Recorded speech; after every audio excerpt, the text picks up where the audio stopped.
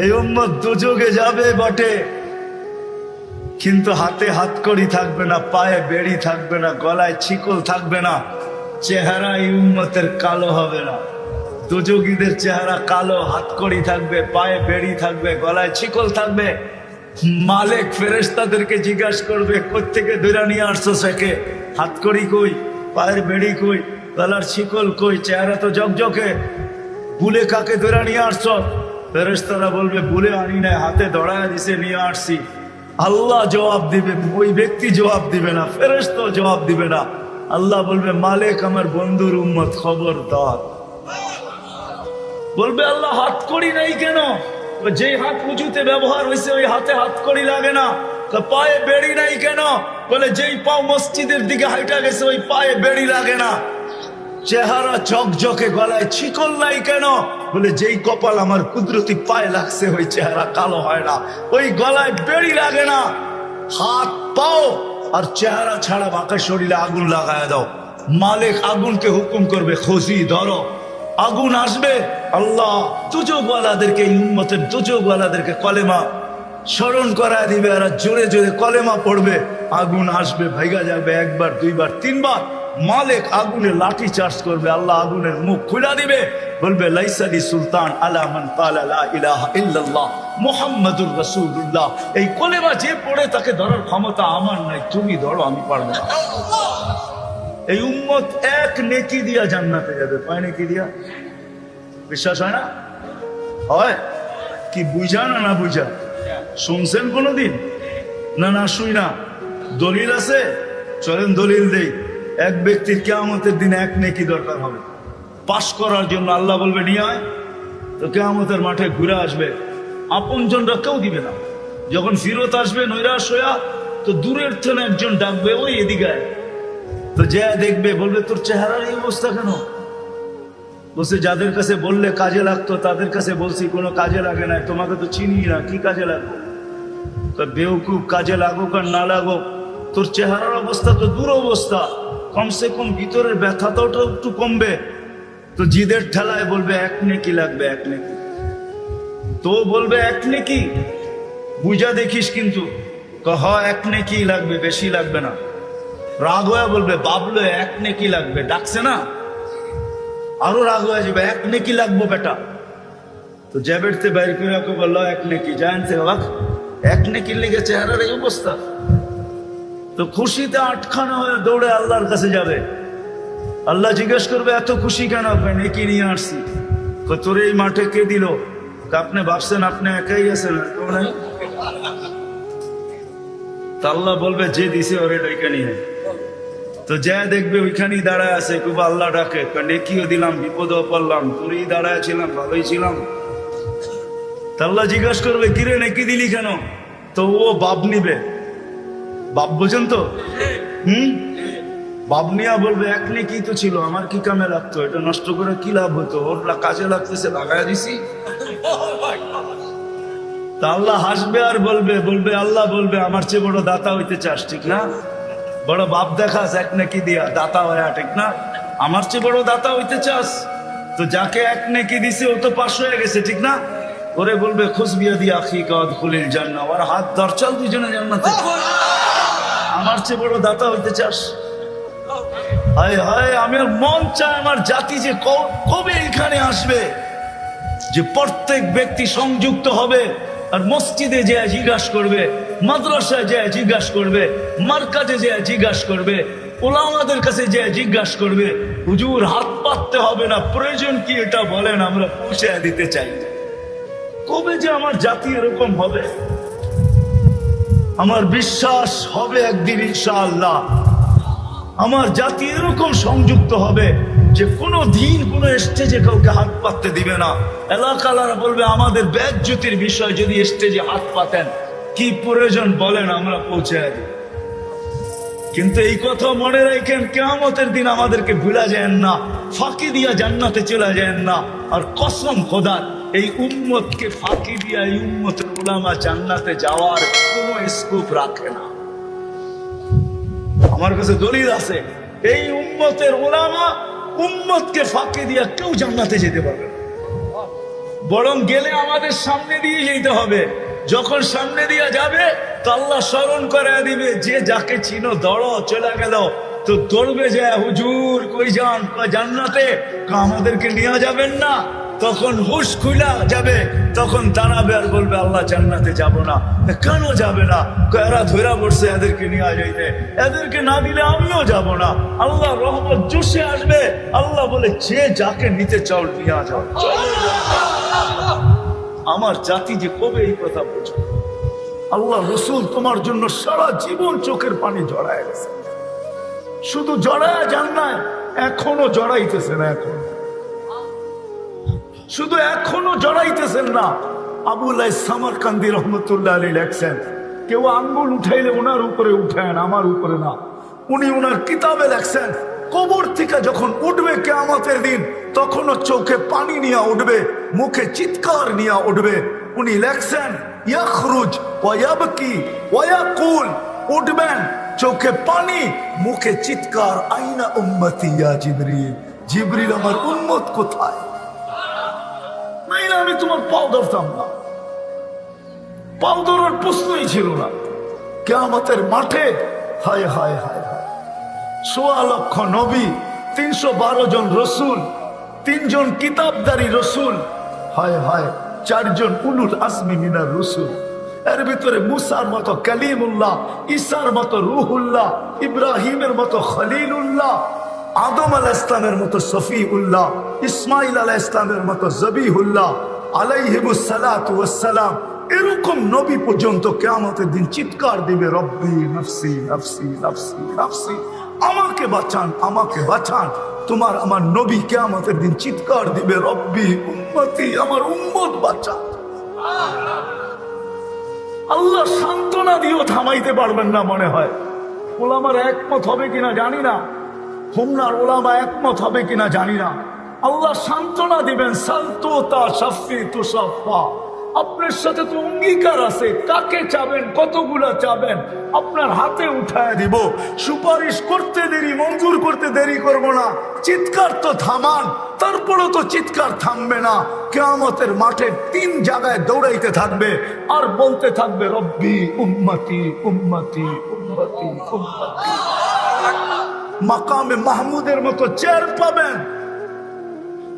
মাকামে মাহমুদের চেয়ার তুমি চিনো না, আমিও চিনি না, যদিও কোরআনে আছে, ফাতাহাজ্জাত বিহি নাফিলাতাল লাক আসা আইয়াব আসাকা রব্বুকা মাকামাম মাহমুদা। কিন্তু বুঝাইতে চেষ্টা করতেছি, দেখি বুঝে আসে কিনা। আল্লাহ 2টা চেয়ারই কুদরত দিয়া বানাইছেন। একটা নিজের জন্য রাখছেন, যেটার নাম কুরসি, ওয়াসিয়া কুরসিয়ুহুস সামাওয়াতি ওয়াল আরদ। আরেকটা চেয়ার বানাইছেন যেটা বন্ধুর জন্য রাখছেন, যেটাকে বলে মাকামে মাহমুদ। ওই চেয়ারে পর্যন্ত বসবেন না। আল্লাহ বলবে বসেন, বলছে যে 3 জায়গায় ছোটেও বসে, তো বসে কি করে? আমি তো 3 জায়গায় দৌড়াইতে থাকবো, আমার তো দৌড় থামবে না। 3 জায়গায় দৌড়াবো, হাউজে কাউসারে দৌড়াবো, পিপাসিত উম্মত আসতে দেরি, নিজের হাতে পান করাইতে দেরি করব না। আর আমি অঙ্গীকার দিয়ে আসছি দুনিয়ার থেকে, মাওঈদুকুমুল হাউজ, তোমাদের সাথে হাউজে কাউসারে দেখা হবে। দ্বিতীয়, আমি ছুটবো মিজানের কাছে। উম্মতের পাল্লা যদি না ঝোঁকে তো আপনার প্রতিশ্রুতি গুলা কাজে লাগাবো।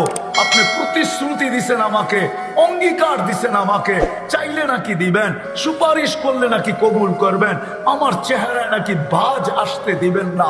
লা ইউখসি কাফি উম্মতিক, দুনিয়ায় বসায় আপনি আমাকে বলে দিছেন, সাউফা ইউতিকা রব্বুকা ফাতারদা, আপনি আমাকে রাজি করে ছাড়বেন। বিদা আমি মিজানের পাশে দাঁড়ায় থাকবো। পাল্লা যদি সামনে না ঝোঁকে, ওইখান থেকে চিৎকার দিতে শুরু করব, রব্বি উম্মতি উম্মতি উম্মতি। আর এরকম হবে না কেন জানি না, বুঝবেন কি বুঝবেন না, এরকম হবে না কেন? আল্লাহ তো এক আয়াতের ভিতরে ইঙ্গিত দিছেন, শুহাদা আলান নাস, ও উম্মতে মুহাম্মাদি, কিয়ামতের দিন আমি তোমাদেরকে আমার পক্ষে দাঁড় করাবো। শুহাদা আলান নাস, আমার পক্ষে দাঁড় করাবো। আল্লাহকে যদি আমি বলি, আল্লাহ আমাদেরকে তো নিজের পক্ষে নিয়ে নিলেন, আমাদের পক্ষে কে? আমাদের পক্ষে কে দাঁড়াবে? তো আল্লাহ বলে, ওয়ার রাসূলু শাহিদান আলাইকুম, আমি বন্ধুকে তোমাদের পক্ষে দাঁড় করায়। আর যুবক, এই জন্য তোমার পায়ে ধরিয়া, নাইলে কোনোদিন ধরার দরকার ছিল না। 14 তারিখ দুনিয়ায় শেষ না, 14 তারিখ জান্নাতও আছে। দুনিয়ার 14 তারিখ বৎসরে একবার আসে, জান্নাতের 14 তারিখ পার ঘন্টায় কয়েকবার আসবে। দুনিয়ার 14 তারিখের ভিতরে 99.99 হইল সল আর চাতুরি। সল চাতুরি বুঝো? হ্যাঁ, শুধু দোকার দোকার, স্যাক আর স্যাক। আর জান্নাতের 14 তারিখ 100 সত্য। আমি প্রমাণ দিতেছি, 100 পুরুষের যৌবন শক্তি দিবে। কত? পাওয়ার ব্যাংকে রাখার জন্য? কি করার জন্য? কাজে লাগানোর জন্য, ঠিক না? ডেলি 100 বার কাজে লাগাবে, 100 বার। জিজ্ঞেস করো, হাদিসে আছে মিয়াতা মাররা। কি হুজুর? পুরাটা বললাম না, পুরা হাদিস বললাম না, শুধু শেষ শব্দ বললাম, মিয়াতা মাররা। ডেলি 100 বার কাজে লাগাবে। তাহলে পার ঘন্টায় যদি কয়েকবার 14 তারিখ না হয়, তো তুমি কাজে কোথায় লাগাবে? এই জন্য পার ঘন্টায় কয়েকবার 14 তারিখ হবে।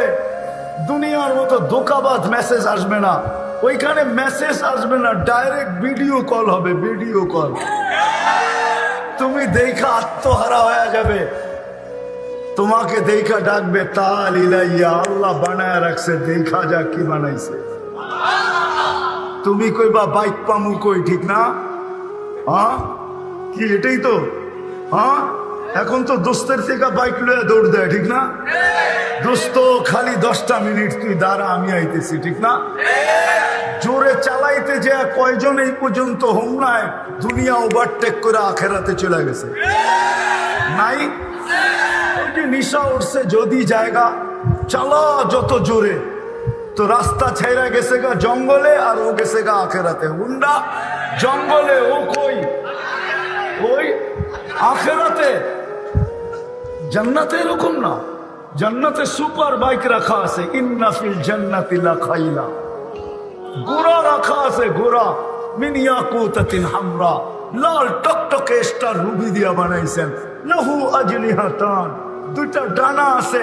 ইয়ারকাবুর রাকিব ওয়া ইউসিরু হাইসু ইয়াশা, চড়বে আর চোখের পলকে উইরা চলে যাবে। যুবক, তোমাদের পায়ে হাত রাখি। যুবকের যৌবনের মূল্য হবে না। তোমার যৌবন থাকতে পারে আমি মানি, কিন্তু তুমি যৌবনের মূল্য পাবে না। যৌবনের একটা মূল্য আছে। দুনিয়া আলাদের কাছে অতক্ষণ আছে যতক্ষণ যৌবন আছে, কিন্তু আল্লাহর কাছে একটা মূল্য আছে যৌবনের, যেটা চিরদিন পাবে, চিরদিন। ওই ভ্যালু চিরদিন থাকবে, মূল্য চিরদিন থাকবে। শুধু দুনিয়ায় থাকবে না, চিরদিন আখেরাতেও থাকবে, চিরদিন থাকবে। নাইলে এই হাদিস কেন আসতো? যুবক যখন নিজের যৌবনকে আল্লাহ রসুলের জন্য বিলীন করে আর ওই সাজে নিজেকে সাজায়, তো আল্লাহ যুবককে দেখে আর বলে, লাউলা শাবাবা খুশা। হায় আমার জাতি যদি আরবি বুঝতো, হায় যুবকরা যদি আরবি বুঝতো, লাউলা শাবাবা খুশা। এই যুবক যদি দুনিয়াতে না থাকতো, লাজালতু সামা হাদিদা, আকাশ বহুত আগে লোহার, ওয়াল আরদা সফসফা, জমিন বহুত আগে তামার, ওমা আনজালতু মিনাস সামাই কতরা, আকাশ থেকে বৃষ্টির একটা ফোঁটা না, ওমা আম্বাততু মিনাল আরদি হাব্বা, জমিন থেকে একটা শস্যের দানা না, বাল আনজালতু আলাইহিল আযাবা সাব্বা। একের পর এক আযাব দিয়ে ধ্বংস করে দিতাম, কিন্তু পারি না। তো যুবকের দিকে দেখা পারি না, যে যৌবনের মূল্যায়ন করছে। আমার ভয়ে যৌবনকে লজ্জাপতির মতো গুটায় নিছে। ও উমরার মানুষ, দুনিয়ায় কি সব শেষ? যুবক, দুনিয়াই শেষ? হ্যাঁ, দুনিয়াই শেষ। কেউ তো বলে চিতাতেই সব শেষ, তোমরা কি বলো দুনিয়াতেই সব শেষ?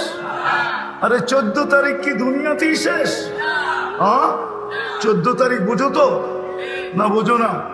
কোন 14 তারিখ? ফেব্রুয়ারির 14 তারিখ, ঠিক না? হুজুরে বুঝবো না? ওই জান্নাত রাখছে। সময় যদি হইতো তো তোমাদেরকে দেখাইতাম চাও কি আর কি না আছে। সাহাবা এই জন্যই পাগল হয়েছেন।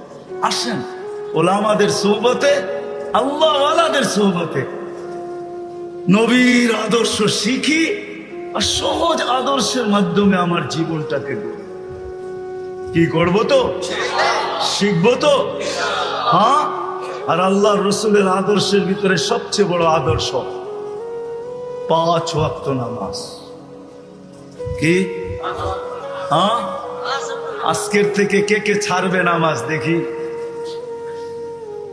আর পড়বে কে কে? পড়ার ওয়াদা কে করতে পারে যে কোনো অবস্থায় নামাজ ছাড়বো না?